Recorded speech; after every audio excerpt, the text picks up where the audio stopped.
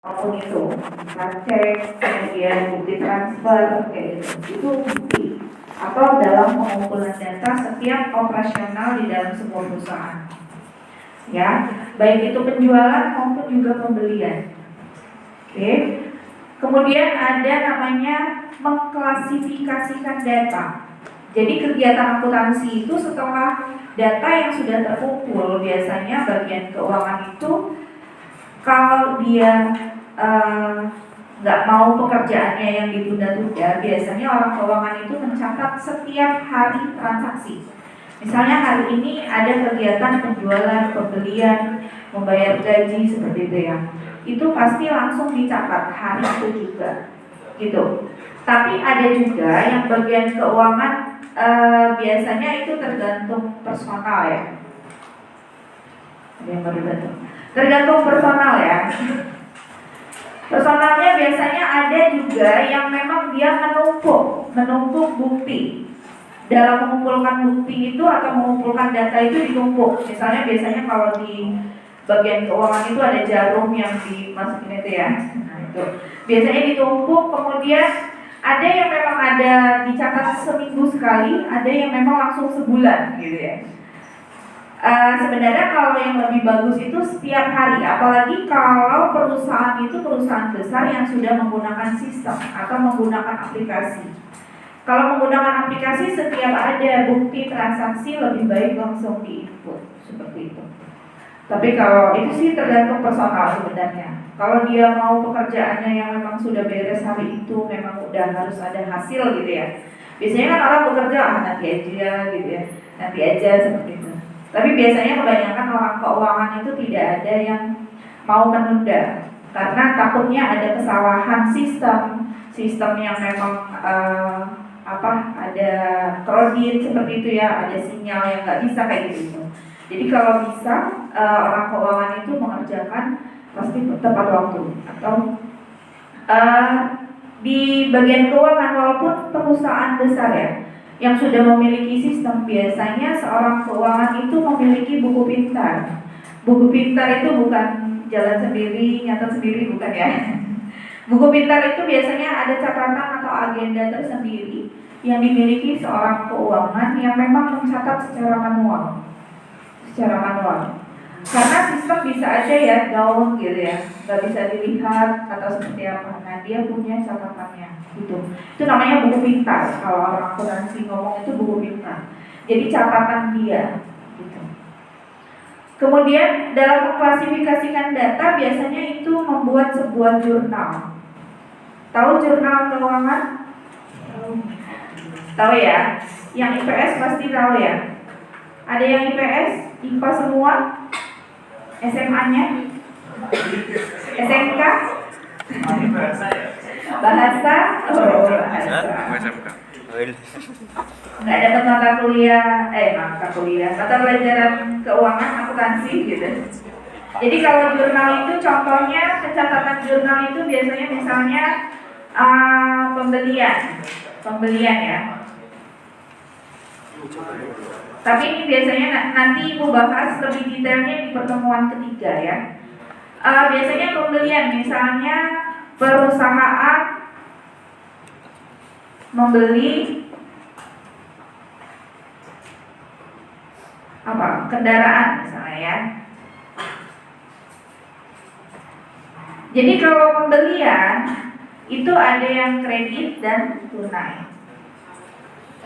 Kredit atau tunai. Jadi setiap pencatatan itu kredit sama tunai, pencatatannya itu pasti berbeda. Kalau tunai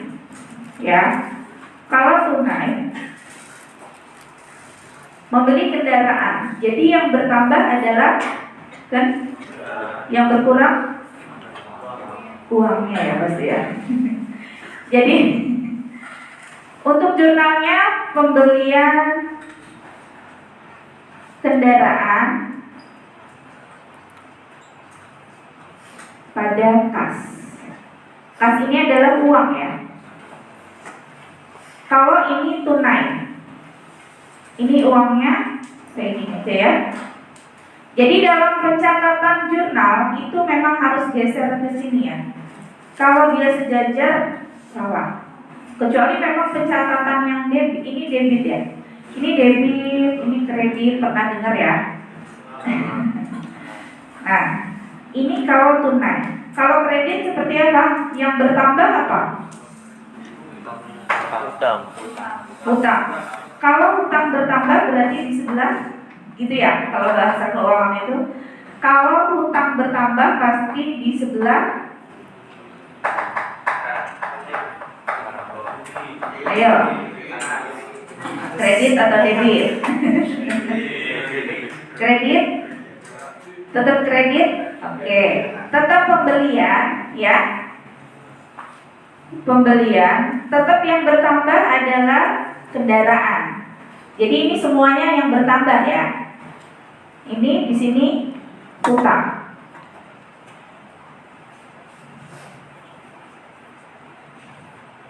Ini yang kredit. Jadi kalau kredit itu semuanya bertambah. Hutang bertambah di sebelah kredit, kendaraan bertambah ya pasti di sebelah. Bertambah itu maksudnya ya kita tadinya tidak punya kendaraan jadi punya kendaraan. Dan kendaraan itu merupakan aset. Seperti itu ya. Jadi dalam mengklasifikasikan data itu yang awal dilakukan adalah ini. Atau dari pengumpulan data, setiap transaksi yang sudah didapat, misalnya satu kwitansi pembelian kendaraan langsung diinput atau langsung dicatat di buku pintar tadi yang seperti ini. Kalau diinput biasanya sudah ada keterangan pembelian, semuanya pembelian, aplikasinya tinggal klik kayak gitu. Masukan pembeliannya apa, jenis kendaraannya apa, seperti itu. Kalau kalian membuat sebuah aplikasi ya, kalian kan orang sistem informasi, biasanya seperti itu. Kalau aplikasi itu lebih mudah, jadi tinggal bagian pembelian semua, gitu. Bagian kas semua, gitu. Tapi kalau ini untuk catatan seorang keuangan yang untuk buku pintar tadi. Tapi dari aplikasi yang sudah diinput tadi, nanti hasilnya juga seperti ini. Outputnya, misalnya manajer bagian keuangan mau lihat catatan keuangan harian, misalnya gitu ya. Itu yang keluar pasti seperti ini. Ada debit, ada kredit, seperti itu. Balance atau tidak, dengan modal yang awal kita punya untuk membeli kendaraan masih ada sisa atau tidak, itu bisa melihat seperti itu. Kemudian untuk mengklasifikasikan data itu ada namanya buku besar. Pernah dengar? Buku besar, bukan bukunya yang besar ya. Jadi dari catatan tadi seperti ini diklasifikasikan lagi ke buku besar. Jadi biasanya kalau buku besar dari catatan ini misalnya pembelian ya. Jadi dia satu-satu, ada bentuk T, ada bentuk kolom seperti ini gitu, juga ada yang untuk pengklasifikasiannya. Biasanya kalau untuk pengklasifikasian itu misalnya kas. Jadi dia satu kas. Dalam 1 bulan itu tercatat di sini. Nikah semua catatannya. Jadi diklasifikasikan lagi. Gitu ya. Jadi dari catatan yang asal maksudnya ini tanggal 1, ini tanggal 5, ini tanggal berapa gitu. Sesuai catatan. Tapi nanti lebih detailnya itu di pertemuan ketiga. Ya. Mungkin nanti ada latihan soal gitu ya. Kemudian ada mencatat data ya. Kalau mengklasifikasikan data tentu sudah mencatat data. Kemudian setelah disajikan, setelah dicatat, kemudian disajikan dalam bentuk laporan. Yang kemarin ada berapa? Berapa elemen laporan keuangan? 4 atau 5? 5. Ada 5, tapi yang 5 adalah catatan ya, tambahan gitu ya. Itu hasil akhirnya, endingnya gitu ya. Dari semua apa yang kegiatan yang dilakukan dalam kegiatan perusahaan atau keuangan. Oke, ada pertanyaan? Tidak? Nanti ya? Insya Allah. Kembali lagi saya jelaskan, mungkin kemarin sudah beberapa kali ya menjelaskan bagaimana siklus akuntansi. Sebenarnya sama tadi dengan kegiatan. Yang pertama itu adalah bukti transaksi. Kemudian bukti transaksi didapat dari tadi proses penjualan, pembelian gitu ya. Kemudian masuk ke jurnal, ya, dicatat ke jurnal. Setelah dicatat ke jurnal, ke buku besar. Ke buku besar kemudian menjadi laporan keuangan. Jadi intinya kalian belajar akuntansi itu hanya ini yang kalian harus tahu prosesnya. Bagaimana itu, apa itu bukti transaksi, bagaimana mengumpulkan datanya, seperti itu. Kemudian membuat jurnal, kemudian mengklasifikasikan ke buku besar, dan akhirnya menjadi sebuah laporan keuangan, gitu ya. Kemudian ada unsur-unsur dari siklus akuntansi tadi. Yang pertama memang adalah dokumen dasar. Seperti tadi yang Ibu sudah jelaskan, ada faktur, ada kwitansi, ada nota penjualan, ada invoice, gitu ya. Kalau invoice itu apa bedanya sama kwitansi sama itu? Biasanya tergantung perusahaan ya. Invoice itu bisa saja untuk pemesanan gitu ya. Ada invoice-nya atau tidak. Biasanya dikirim lewat email kayak gitu ya. Sesama perusahaan itu biasanya invoice bentuknya. Biasanya kalau faktur itu biasanya sudah dikeluarkannya faktur itu ada beberapa rangkap biasanya. Di dalam pemesanan barang itu biasanya ada beberapa rangkap ya, ada berapa rangkap dari misalnya pelanggan membeli atau memesan sebuah produk pasti ke bagian penjualan. Nah, penjualan ini yang memegang pertama menggunakan faktur itu atau faktur itu dari bukti pemesanan. Kemudian si bagian penjualan ke bagian persediaan seperti itu. Jadi buktinya itu bukan hanya dipegang hanya satu orang biasanya kalau di perusahaan besar, tapi ke bagian keuangan, ke bagian penjualan, ke bagian persediaan, ke bagian pengiriman seperti itu. Jadi semuanya pegang. Dan masing-masing divisi atau departemen itu pasti memiliki semua bukti transaksi yang sudah terjadi di dalam perusahaan tersebut, baik itu penjualan ataupun pembelian. Kemudian ada jurnal, yaitu meringkas dan mencatat ya. Kemudian posting. Nah, bahasa posting itu sebenarnya posting ke buku besar. Jadi bahasa ke buku besar atau mengklasifikasikan itu bahasa lainnya adalah memposting. Bukan posting status ya. Ke Instagram gitu. Bukan. Itu bahasanya memposting atau mengklasifikasikan ke buku besar sesuai dengan jenis transaksinya. Kemudian ada buku besar juga di sini.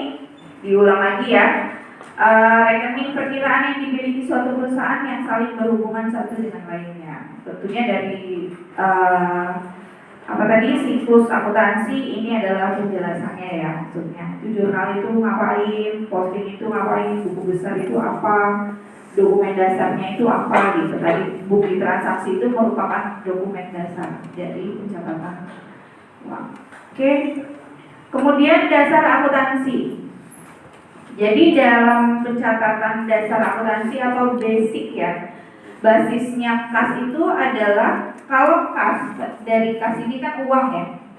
Jadi pencatatan kas itu pasti ada yang diterima dan ada yang dikeluarkan, gitu ya. Jadi suatu transaksi yang diakui dan dicatat berdasarkan saat uang kas benar-benar diterima dan dikeluarkan. Seperti itu. Kemudian basis akrualnya, suatu transaksi yang diakui dan dicatat berdasarkan saat terjadi transaksi. Jadi pada saat terjadi transaksi itu maksudnya seperti tadi, kalau yang bagian keuangan itu setiap hari mencatat, misalnya ada yang beli langsung dapat kwitansi, kemudian langsung dicatat, itu maksudnya yang basis akrualnya, yang sangat penting gitu ya. Yang sangat penting, langsung dicatat dan dilaporkan pada periode yang bersangkutan. Seperti itu.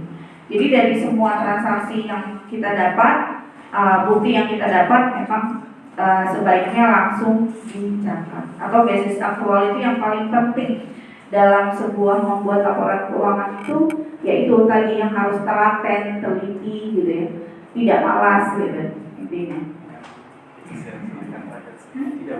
Tidak malas. Terkadang besok aja tumpuk dulu gitu. Nanti besok ada pekerjaan yang lain lagi, numpuk lagi gitu kan. Oke. Nah, elemen laporan keuangan kemarin juga Ibu udah jelaskan ya, kalian sudah paham.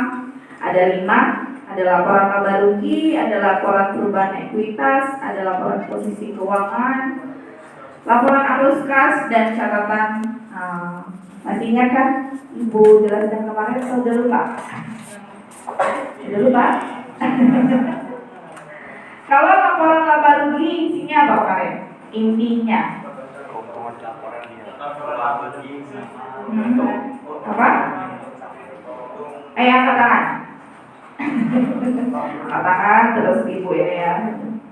Laporan laba rugi kemarin udah Ibu kasih clue-nya atau cara penghitungannya. Maksudnya inti dari isi laba rugi itu adalah pendapatan dikurangi pengeluaran. biaya. Oh, bukan. Ya, itu aja laporan laba rugi. Kalau perubahan ekuitas isinya Kayak perubahan aja ya, tas selama 1 bulan. ekuitas itu apa? Perubahan modal. Oke. Jadi dari modal awal, kemudian melakukan operasional penjualan gitu ya, kemudian ada untungnya atau tidak gitu ya, atau rugi gitu ya, bisa dilihat dari laporan laba rugi. Oke, kalau rugi berarti berkurang, kalau laba berarti bertambah. Oke, kemudian laporan posisi keuangan ada apa aja? Makanya sering kalian ini nggak suka mencatat ya, jadi mendengarkan saja gitu ya. Sebenarnya ya, RPS kalian udah dikasih tahu kan, RPS OBE itu sebaiknya apa ya, maksudnya 2 arah itu kalian bisa bertanya langsung kayak gitu. Bisa saya bertanya langsung jawab seperti itu. Jadi bukan hanya duduk mendengarkan, ada yang masuk, ada yang macam-macam gitu ya. Jadi tujuannya dari RPS sebenarnya sistem informasi itu udah yang paling bagus loh. Maksudnya sistem pembelajaran yang menggunakan RPS-nya. Gitu. Jadi saya di sini ikut menerapkan sebenarnya ya. Jadi kalian memang ya itulah, biasanya buka pintu keluar udah lupa gitu. Jadi kalau posisi keuangan itu kemarin ada aset, ada kewajiban, dan modal, ada aktiva, ada pasiva gitu ya. Kemudian laporan arus kas yang masuk dan kas yang keluar, itu saja. Kemudian catatan kalau memang 4 elemen di atas sudah selesai baru diberikan catatan seperti itu.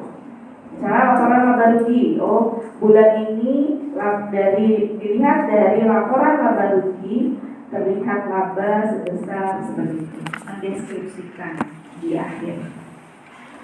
Oke. Karakteristik laporan keuangan. Yang pertama memang harus dapat dipahami ya. Dari seperti ini tadi kalian harus paham itu tunai atau kredit seperti itu. Yang pertama, jadi sebenarnya kalau kalian sudah mempelajari akuntansi, paling tidak bisa memahami ya itu pembelian kredit atau pembelian tunai gitu. Paling tidak ya. Kemudian relevan itu memang harus sesuai, pencatatan laporan keuangan itu harus sesuai dengan fakta atau sesuai dengan apa yang tertera di dalam faktur, kwitansi, invoice tadi itu. Jadi memang harus sesuai. Tapi terkadang juga ada banyak kesalahan dalam pencatatan laporan keuangan yang namanya manusia ya. Human error itu pasti ada. Biasanya pencatatan misalnya ada yang transfer 150 juta tapi dia catatnya 150.000 gitu. Itu pasti ada. Kurang nolnya. Nah, kalau di keuangan biasanya seperti itu, nanti di akhir bulan itu dicatat lagi jurnalnya bahwa di atas tadi kurang gitu. Kurang pencatatannya, dicatat lagi. Berarti kalau 150 juta sisanya berapa tadi? Kalau catatnya 150.000, 149 juta 950.000. nah itu nanti dicatat lagi di bulan selanjutnya, namanya pembenaran jurnal, bahwa ada kekurangan yang sudah dicatat di atas tadi. Apalagi sistem nggak bisa diulang, gitu ya. Apalagi kita menginput ke sistem itu tidak bisa diulang. Nah itu dicatat lagi jurnal di bulan selanjutnya untuk membenarkan jurnal yang di atas. Gitu ya. Kemudian andal. Nah, andal ini maksudnya apa nih? Tentunya dapat dipergunakan, dapat bermanfaat bagi perusahaan pengguna informasi laporan keuangan. Siapa aja? Ayo. Pengguna. Kemarin ada berapa? cuman perusahaan doang. Pemegang saham, terus karyawan, Klien. pelanggan, pemasok, banyak ya. Itu dapat diandalkan itu dari tadi relevan, sesuai, dan dapat diandalkan maksudnya memang berguna. Laporan keuangan itu yang sudah jadi itu berguna gitu ya. Kemudian dapat dibandingkan.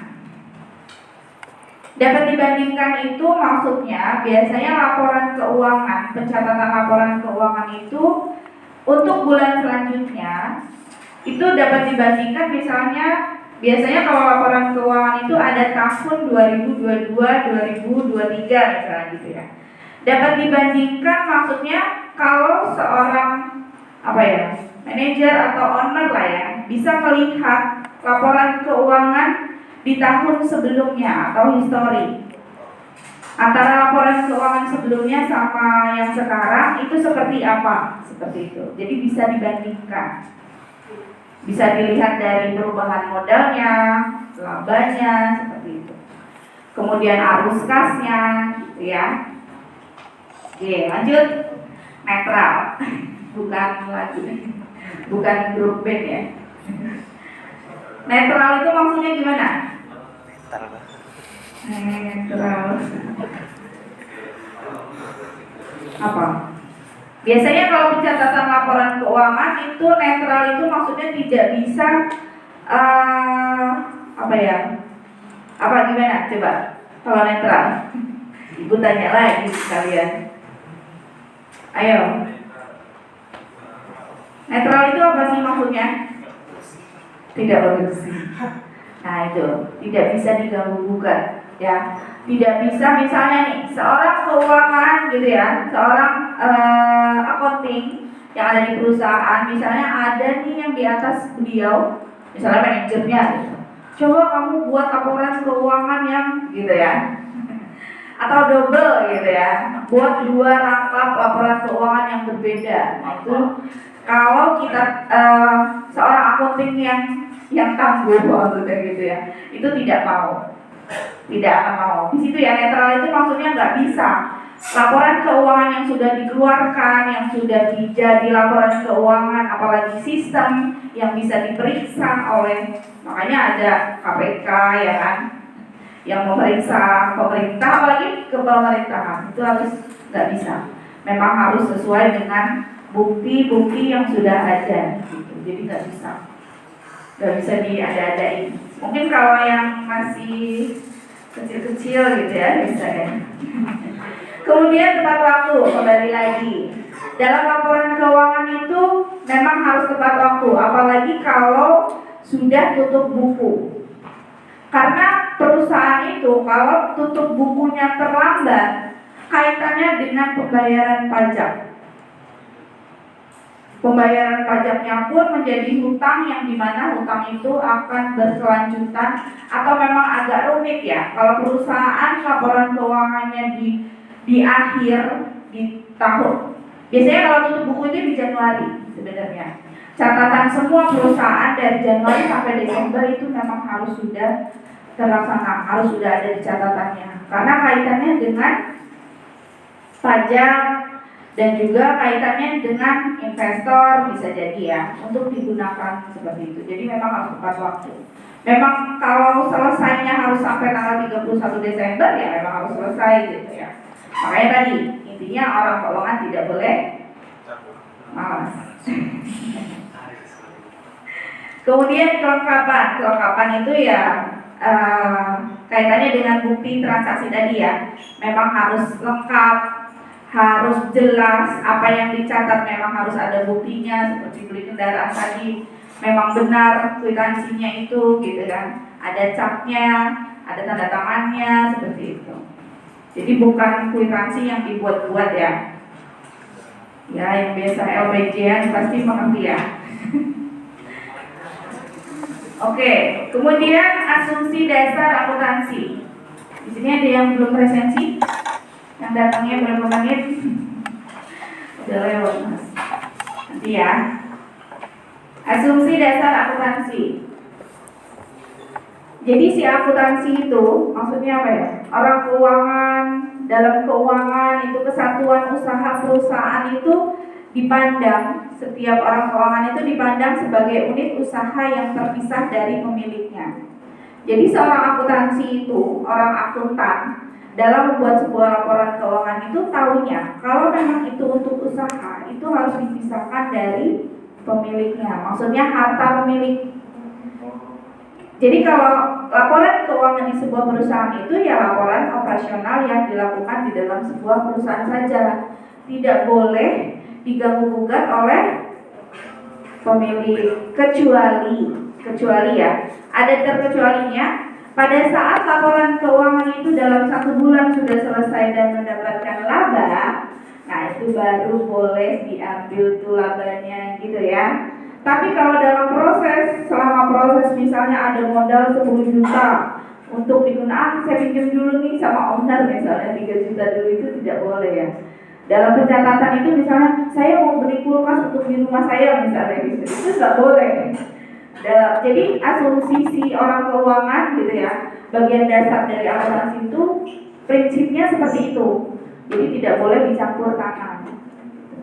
Makanya kalau dalam jual beli ya, walaupun ya misalnya suami istri memiliki toko ya, memiliki toko sebelahan ya, sebelahan suami istri nih ya, suami istri tapi berbeda jualannya gitu ya. Terkadang si suami misalnya pada saat mau mengembalikan ke pelanggan, misalnya nggak ada kembalian gitu ya, dia pinjam ke istrinya gitu, pinjam dulu nih berapa gitu, kebanyakan seperti itu ya. Nah itu pun harus dikembalikan, jangan nanti sama istri aja nanti kalau saya kembali gitu, itu nggak bisa. Kalau usaha maksudnya itu istri itu anak seperti itu, bangkrut pastinya. Habis barang habis, uang habis wes. Gitu ya. Jadi asumsi orang keuangan itu memang harus seperti itu, punya prinsip. Memang harus memisahkan antara harta pemilik sama harta perusahaan. Seperti itu. Kemudian ada kelangsungan usaha. Tadi ya kaitannya perusahaan akan hidup terus dan tidak akan dibubarkan. Kaitannya dengan tadi kalau asumsi kitanya awalnya bisa digunakan owner, bisa misalnya anaknya datang, Mbak, misalnya gitu, ke bagian keuangan, Mbak saya minta uang gitu misalnya ya, anak pemiliknya gitu. Itu nggak bisa ya, nggak bisa seperti itu. Itu akan kaitannya dengan kelangsungan usaha yang dilakukan oleh perusahaan gitu ya. Wah, baik itu usaha kecil maupun besar. Oke. Kemudian ada unit moneter. Unit moneter itu mencatat menggunakan mata uang. Jadi kalau pencatatan pasti ya disesuaikan. Kalau sudah ada pencatatannya, maksudnya penjualan, pembelian, ada ekspor, impor, itu memang harus disesuaikan dengan jumlah apa yang digunakan ya, mata uang yang digunakan harus disesuaikan. Misalnya ada perusahaan besar yang memang membuka perusahaan di luar negeri misalnya, dan itu memang harus pencatatan keuangannya pastikan terintegrasi ya, namanya sudah pakai aplikasi kalau sudah ekspor impor itu, dan disesuaikan dengan mata uang, maksudnya misalnya gaji karyawannya gitu ya, di luar negeri berapa, di sini berapa, kemudian pembayaran, misalnya pembayaran pembelian beli kendaraan di sana berapa US dollar kayak gitu, itu harus sesuai pencatatannya. Jadi tidak semaunya ya, orang di sini aja segini kok harganya di sana berapa gitu, itu tidak bisa. Kemudian periode waktu, laporan keuangan disusun berdasarkan periode waktu tertentu agar informasinya berguna. Tadi ya, berguna atau dapat diandalkan. Tetap periode waktu akuntansi yaitu adalah 1 tahun, Januari sampai Desember. Mengerti sampai sini? Lanjut ya. Persamaan akuntansi. Nah, dalam pencatatan persamaan akuntansi yang katanya harus balance gitu ya, itu ada aset sama dengan kewajiban dan ekuitas atau modal. Ini adalah catatan laporan keuangan yang mana? Yang elemen keberapa? Yang kedua? Bukan perubahan ekuitas ya, yang posisi laporan keuangan. Nah ini sebenarnya. Jadi kalau antara aset, kewajiban, ekuitas itu sudah seimbang, pasti perusahaan itu kita melihat laporan keuangannya dari laporan posisi keuangan itu kita bisa melihat, oh perusahaan ini akan bertahan berapa tahun. Itu bisa meramal seperti itu. Jadi kalau aset itu sumber yang dimiliki oleh perusahaan, baik itu yang bergerak maupun tidak bergerak. Apa tuh yang bergerak? Kendaraan. Bukan tidur. Bukan kendaraan ya. Kendaraan bergerak. Aset yang bergerak. Jadi kan kemarin Ibu udah jelaskan ada aset lancar, ada aset tetap. Nah yang bergerak itu adalah aset lancar. Jadi aset lancar itu ada misalnya gini, ada kas, ada namanya perkiraan atau akun itu ada nama sarakas. Nah kalau kas ini apa?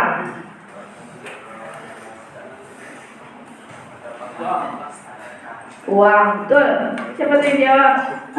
Di belakang nggak ngantuk ya. Jadi ini adalah uang tunai, ya. Ini uang tunai, uang yang ada di laci, uang yang ada di berangkas, itu namanya kas. Oke? Kalau setara kas, itu apa? Ada, namanya lembar saham, itu yang bisa dijual, ya. Lembar saham, apa lagi?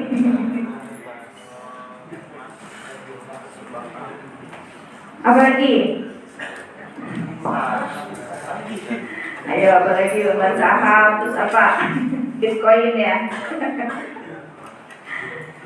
Jadi intinya kalau kas itu yang memang cepat langsung cair. Tapi kalau setara kas itu biasanya uang yang menggunakan proses. Berarti uang yang ada di tabungan itu termasuk ya. Misalnya uang yang ada di ATM. Itu kan pakai proses ya, transfer pakai proses. Tapi kalau kas ini memang yang bisa langsung cair gitu intinya. Langsung bisa minta duit ada gitu. Tapi kalau transfer beda bank aja terkadang apa gitu ya, ada clearing namanya, apalagi jumlahnya besar. Seperti itu. Jadi ada kas dan kas. Itu aset. Kemudian kalau aset tetap itu ada kendaraan, ada tanah, kemudian bangunan. Nah, kenapa bisa dia jadikan harta atau aset? Karena tanah, bangunan itu bisa dijual ya. Dan dijualnya juga tidak secepat atau bisa dicairkan langsung seperti kas. Makanya di sini ini adalah aset lancar, ini adalah aset tetap yang memang penjualan atau pencairan uangnya itu membutuhkan waktu yang cukup lama. Jadi kayak jual tanah, jual rumah, jual bangunan itu bukan kayak jual kacang gitu ya intinya. Kayak jual cangcimen gitu ya. Kacang, permen, apa? Kemudian kewajiban. Kewajiban itu adalah hak kreditur yang mencerminkan itu ya, mencerminkan. Kurang ya. Utang usaha. Kewajiban itu adalah hutang ya. Baik orang yang memiliki hutang maupun kreditur yang memberikan pinjaman. Ekuitas itu pasti hak pemilik perusahaan. Ekuitas itu kan modal, itu memang hak dari si pemilik perusahaan. Oke. Kemudian menganalisa transaksi. Oke, intinya di sini. Di sini ada pesawat nih. Menganalisanya gimana? Ini maksudnya perusahaan transportasi penerbangan, ya intinya gitu. Analisanya ada di bawah ya. Yang utangnya gede juga. Ini tadi pesawat Garuda ya benar ya, bukan lain. Waktu zaman COVID. Nanti ibu nulisnya di sini Garuda, di sininya Lion ya. Jadi ini menganalisa transaksi gitu ya. Jadi yang pertama kita ketahui dalam perusahaan itu yang pertama adalah memiliki jumlah transaksi keuangan sangat besar dari penjualan tiket. Jadi penghasilan sebuah perusahaan transportasi pesawat itu didapat dari transaksi penjualan tiket, gitu ya. Jadi pendapatannya itu ya memang hanya menjual tiket, gitu ya. Ada pendapatan lain dari Garuda? Apakah dia ada ekspedisi? Gak ada ya. Ada nggak? Adanya lain ya? Iya lain ada lain. Ada nggak? Pernah nggak? Nah jadi memang dia penghasilannya atau pendapatannya yang didapat sebuah perusahaan tersebut adalah dari penjualan tiket. Kalau tukang roti, penjualan roti gitu ya. Gitu ya, intinya menganalisa itu seperti itu. Oh ini perusahaan ini, oh berarti dia pendapatannya bisa aja dari beberapa item, dia jualannya banyak kayak gitu ya. Jualannya apa aja, ada perusahaan jasanya, seperti itu banyak ya perusahaannya. Kemudian menjual tiket melalui situs web, pasti ya. Pelanggan membayar secara online, ada kartu kredit, kartu debit, internet banking, tunai, lewat ATM kayak gitu ya. Misalnya bayarnya Indomaret atau Alfamaret. Ini kaitannya bukti transaksi yang akan didapat itu dari mana saja, gitu. Bisa ada yang langsung, ada bentuk kwitansinya berarti langsung, ya. Kemudian nanti ada yang bayar dari Indomaret misalnya, dari Alfamaret berarti struknya ya memang dari Indomaret, Alfamaret. Dari ATM ya berarti struknya memang dari ATM. Seperti itu ya menganalisanya. Kemudian ada juga yang melalui agen-agen penerbangan biasanya. Kalau sekarang ada nggak sih agen penerbangan? Maksudnya ada kantor yang memang menjual tiket langsung gitu. Masih ada nggak? Masih ya. Tapi kayaknya sudah berkurang ya karena semua orang sudah membeli lewat online. Oke. Tapi masih ada. Dari semua kejadian itu, maksudnya tadi ya. Jadi operasional perusahaan si Garuda itu hanya menjual tiket, kemudian mendapatkan buktinya dari tadi kartu kredit, kartu debit, Indomaret gitu ya. Kemudian dari berarti kalau dari agent itu biasanya bisa lewat transfer atau tunai ya. Berarti memang semuanya harus dirangkum dalam catatan laporan keuangan. Gitu. Kemudian akun. Nah, mengenal akun nih.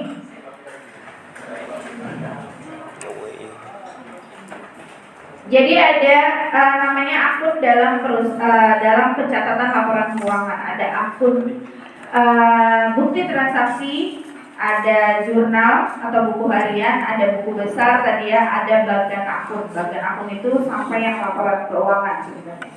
Nah di sini ada akun dalam akuntansi itu adalah suatu daftar yang digunakan dalam sistem akuntansi untuk menggambarkan posisi saldo akun dan transaksi yang mempengaruhinya. Jadi di sini kemudian sedangkan kelompok akun sendiri adalah suatu kumpulan akun yang memiliki status dan sifat yang sama.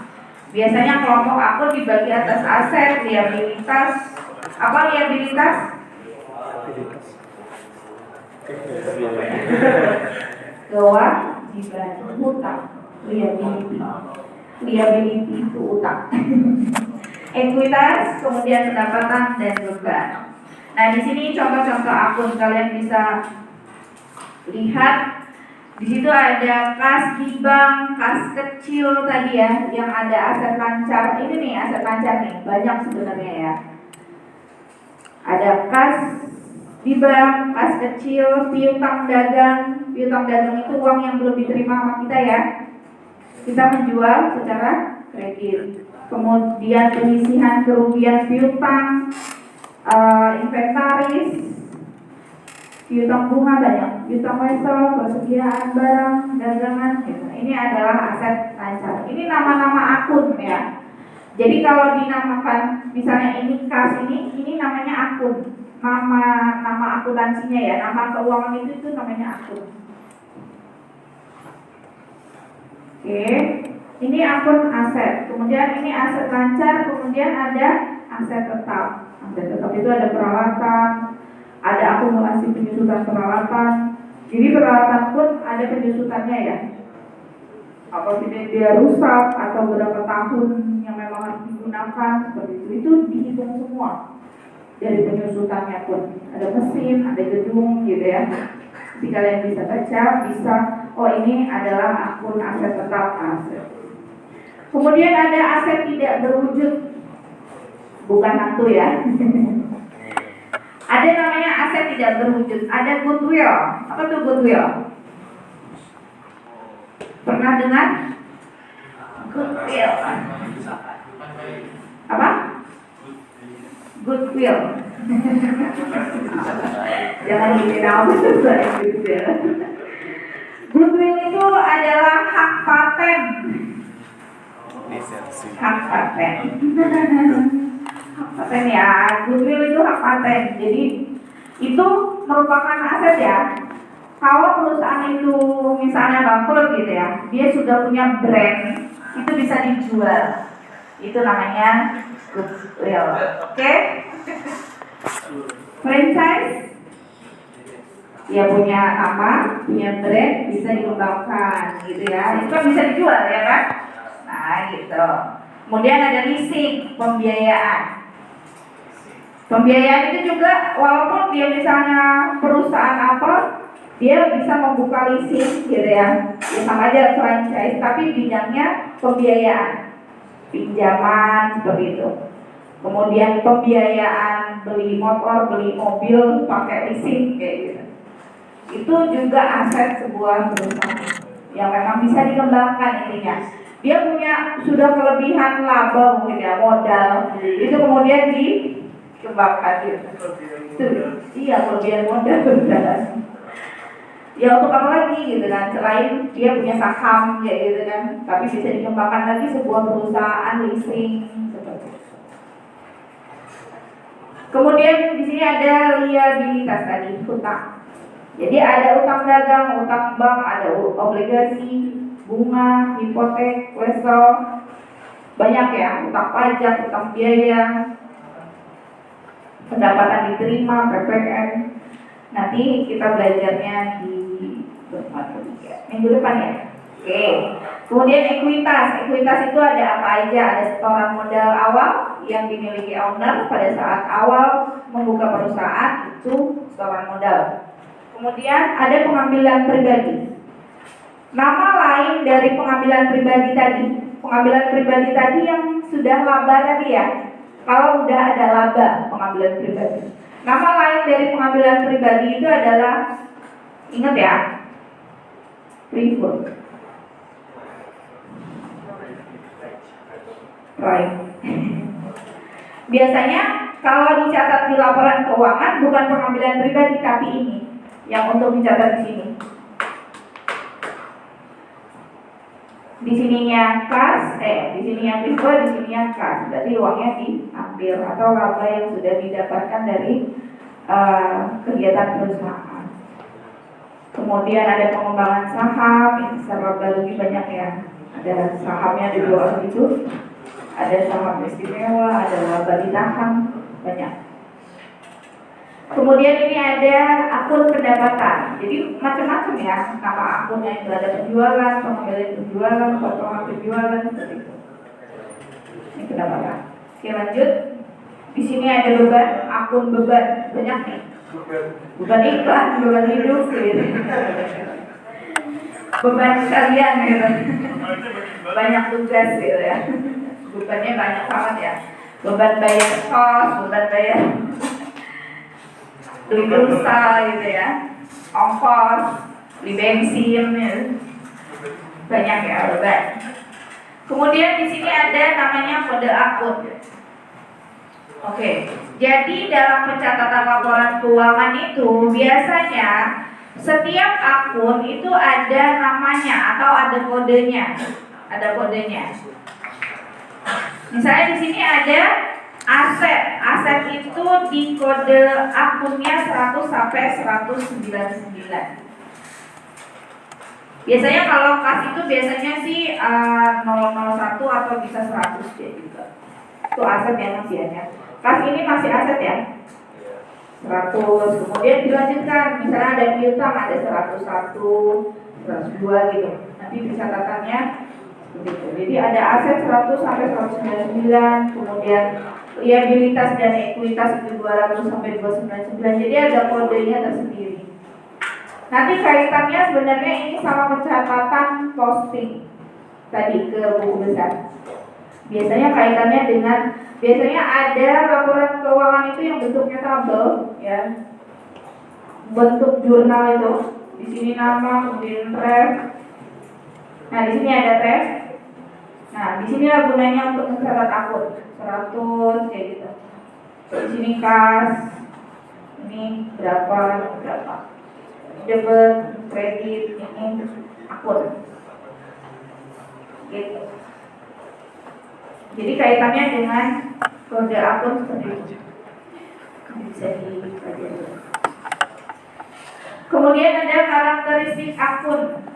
Nah, karakteristik itu tadi ada yang sebelah kredit, ada yang sebelah debit. Jadi kalau sebelah kiri itu sebelah kiri ya itu debit dan sebelah kanan adalah kredit. Sampai sini ada pertanyaan? Jelas ya. Tapi nanti kalau sudah latihan pasti kalian, ini kan masih teori 1, 2 itu masih pengenalan bagaimana sih akuntansi itu nanti lama-lama. Oke, thank you. No way. Yang belum presensi silakan presensi dulu. Besok. Ya lu. Mau manual atau Mana ada?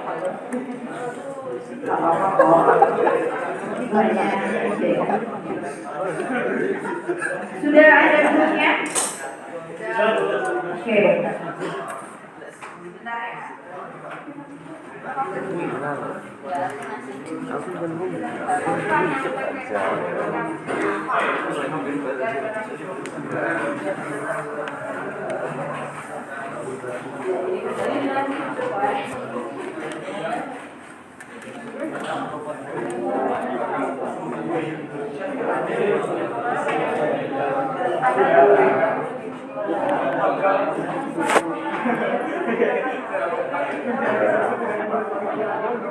Kamu bisa pakai blender kan? Hah? Bisa pakai blender nggak? Enggak lah. Gue yang berhubungan dengan desain-desain itu nggak bisa. Aja sih saya. Iya, aja apa? Edit desain nggak bisa gue. Blender. Itu loh, iya apa kamu? Hah? Ini blender cok. Ya emang. Blender kan bikin 3D gitu kan. Nah, maka blender itu VGA-nya yang VRAM-nya gede. Soalnya dia berat. Tergantung yang dibikin. Kalau udah kayak yang profesional gitu, VRAM-nya udah puluhan giga. Jadi hari ini Pagi sebelum bos, pagi Ibu akan presentasi itu mah masih satu gampang. ya. Maksudnya Ini adalah masih berat. pegangan Ibu dan itu yang bisa mengeditnya, kalian bisa melihatnya. Kemudian di sini ada kehadiran, ada